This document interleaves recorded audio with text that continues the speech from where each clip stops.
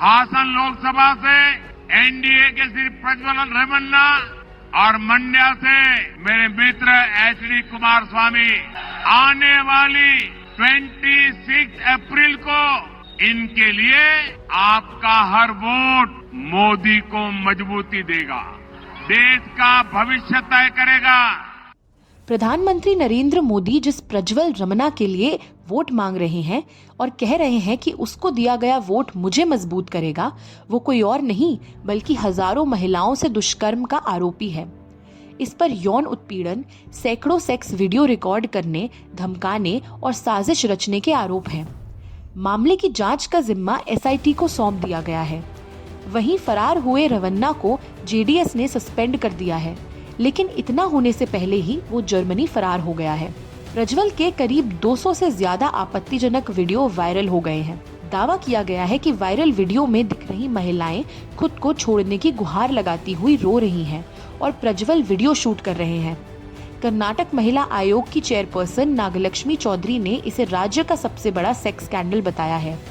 उसके घर पर काम करने वाली हाउस हेल्पर ने बताया कि किस तरह वो उसके साथ और बाकी अन्य महिलाओं के साथ यौन उत्पीड़न करता था।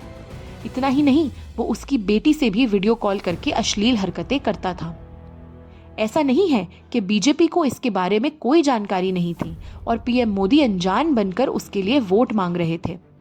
भाजपा के ही नेता देवराजे गौड़ा ने 8 दिसंबर 2023 को अपनी पार्टी के प्रदेश अध्यक्ष बीवाई विजयेंद्र को एक खत लिखा, जिसमें ये कहा गया कि उन्हें एक पेन ड्राइव मिली है जिसमें कुल 2976 वीडियो हैं, जो कि सभी आपत्तिजनक और अश्लील हैं। वीडियो में कुछ महिलाएं दिख रही हैं जो सरकारी अधिकारी हैं। इन वीडियो का इस्तेमाल उन महिलाओं को ब्लैकमेल करके उनका यौन उत्पीड़न करने के लिए किया जा रहा है। बीजेपी नेता ने आगे दावा किया कि अगर वे जेडीएस के साथ गठबंधन जारी रखते हैं और अगर लोकसभा चुनाव के लिए हासन सीट पर जेडीएस उम्मीदवार को उतारते हैं तो ये वीडियो एक विनाशकारी हथियार की तरह इस्तेमाल किए जा सकते हैं। उनकी पार्टी पर एक बलात्कारी के परिवार के साथ गठबंधन करने का दाग लग जाएगा। देवराजे ने अपने पत्र में लिखा कि अगर ऐसा होता है तो यह राष्ट्रीय स्तर पर उनकी पार्टी की छवि के लिए एक बड़ा झटका होगा। ऐसे में सवाल ये उठता है कि क्या प्रधानमंत्री मोदी के लिए सिर्फ चुनाव जीतना अहम है? उसके लिए चाहे फिर बलात्कारी के लिए वोट ही क्यों न मांगना पड़े। प्रधानमंत्री मोदी ठीक उसी तरह फिर चुप है जिस तरह कुलदीप सिंह सेंगर, बृजभूषण और अंकिता के मामले में चुप थे, जहां उनकी ही पार्टी के लोगों पर आरोप लगा था। वो आजकल रैलियों में मंगलसूत्र को लेकर बड़े बयान देते हैं, जो कांग्रेस ने अपने घोषणा पत्र में कहा भी नहीं, लेकिन ऐसे संगीन जघन्य अपराधों में चुप्पी साध लेते हैं। मैं उनसे पूछना चाहती हूं कि आज कर्नाटका में एक बहुत बड़ी बात निकली है कि उनके साथ जो मंच पे खड़े थे, जिनके लिए मोदी जी ने वोट मांगा, उन्होंने हजारों महिलाओं के साथ दुष्कर्म किया, हजारों महिलाओं के साथ। मैं पूछना चाहती हूं मोदी जी क्या कहते हैं इसके बारे में, क्या कहते हैं हमारे प्रधानमंत्री इसके बारे में, हमारे गृह मंत्री क्या कहते हैं इसके बारे में। कुछ समय पहले 3 दिनों के लिए मैं अपनी बेटी से मिलने गई। प्रधानमंत्री जी, गृह मंत्री जी बोलने लगे कि प्रियंका गांधी विदेश में गई है। जहां मैं जाती हूं इनको पता चल जाता है, जहां विपक्ष के नेता जाते हैं इनको पता चल जाता है, लेकिन इस तरह का अपराधी, इस तरह का राक्षस इस देश को छोड़ के चले जाता है और इनको पता नहीं चलता। हम कैसे यकीन कर सकते हैं इस बात पर? सब चीज, हर जानकारी इनके पास जाती है। सब नेताओं पे ये ध्यान रखते हैं कौन कहां जा रहा है, क्या कर रहा है।